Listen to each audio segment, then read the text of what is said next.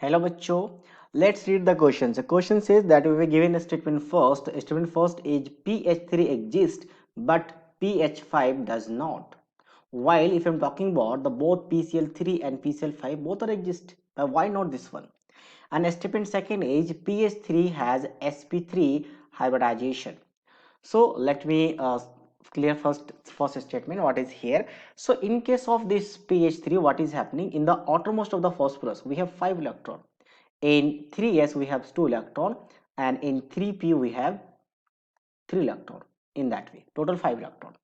So what will happen, the overlapping will take place when this pH3 will form pH3. So overlapping will take place between this 3p3 3p3 and 1s of this hydrogen, 1s1 1s of the hydrogen. Okay, so opposite spin we have to take, and this is basically 3p3. So in between them overlapping will take place and pH3 will form.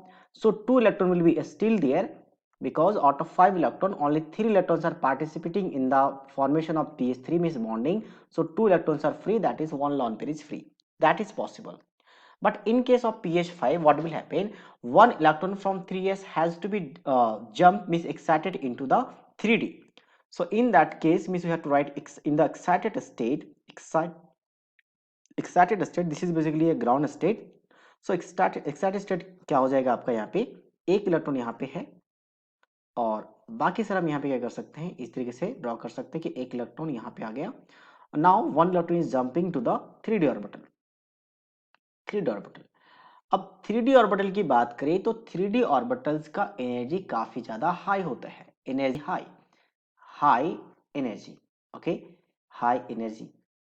तो एक अगर 3p की बात करें तो 1s का 3p के साथ किसी तरीके से बॉन्डिंग तो चल जाता है, वहां तक तो ठीक है. लेकिन अगर यहाँ की बात करें तो इसके साथ 3s का ओवरलैपिंग हो जाएगा. ठीक है, इसके साथ 3p का भी ओवरलैपिंग हो जाएगा. बट जैसे ही 3d में आता है तो ये एक तो बहुत ज्यादा हाईली डिफ्यूज होता है, high diffuse, highly diffuse means इसका साइज बहुत ज्यादा होता है, काफी ज्यादा बड़ा होता है, डिफ्यूज होता है, बहुत ज्यादा फैला होता है. और सेकेंडली अगर हम बात करें तो 1s का साइज काफी छोटा होता है. तो दोनों के बीच में इफेक्टिव ओवरलैपिंग नहीं हो पाता है, and because of that pH5 is does not exist, ये एग्जिस्ट ही नहीं कर पाएगा. ठीक है, pH3 क्यों हो रहा था, क्योंकि ओवरलैपिंग बिटवीन 3p और 1s में चल रहा था, तो वहां तक ठीक था, क्योंकि p का साइज इतना ग्रेटर नहीं होता और एनर्जी भी थोड़ा सा कम होता है. बट d की बात करें तो 3D का एनर्जी भी काफी हाई होता है और उसका हाईली डिफ्यूज भी होता है, बहुत फैला भी होता है. तो उस वजह से ओवरलैपिंग नहीं हो पाता, और ओवरलैपिंग नहीं होगा तो ऑब्वियसली pH5 एग्जिस्ट नहीं करेगा. तो इसका मतलब यहां तक तो सही है. नाउ आगे देखते हैं, क्या PCl3 और PCl5 दोनों एग्जिस्ट करेगा? यस, एग्जिस्ट करेगा. क्योंकि अगर हम बात करें PCl3 में तो फॉस्फोरस का फिर से वही देखेंगे कि 3s में 2 इलेक्ट्रॉन है और 3p में 3 इलेक्ट्रॉन. तो इसका 3p का किसके साथ ओवरलैपिंग चल रहा है, तो आप देखेंगे क्लोरीन. तो क्लोरीन की बात करें तो क्लोरीन थर्ड पीरियड का है, और उसके इलेक्ट्रॉनिक कॉन्फ़िगरेशन की बात करें तो क्या होता है आपका 3s2 3p5. तो 5 इलेक्ट्रॉन किसमें होगा, आपके पास 3p में होगा. तो यहाँ तो दोनों का ऑर्बिटल ही सेम है, मींस दोनों ही कैसा आपका 3p है. तो 3p3 में ओवरलैपिंग बहुत अच्छे से 3 बॉन्ड तो बना लेगा. अच्छा, in case of PCl5, in case of PCl5 क्या होगा, तो PCl5 में फिर से एक इलेक्ट्रॉन 3s से जम करके किस में जाएगा, 3d में जाएगा. तो एक इलेक्ट्रॉन जा चुका है 3d में. अब क्या 3d के साथ क्या ओवरलैपिंग हो सकता था, क्योंकि 3d का एनर्जी हाई है, हाईली डिफ्यूज है, तो 1s के साथ ओवरलैपिंग पॉसिबल नहीं है. बट यहाँ पे जो इलेक्ट्रॉन की बात करें PCl5, वो इलेक्ट्रॉन है किसमें, वो इलेक्ट्रॉन बेसिकली आपका 3p में है.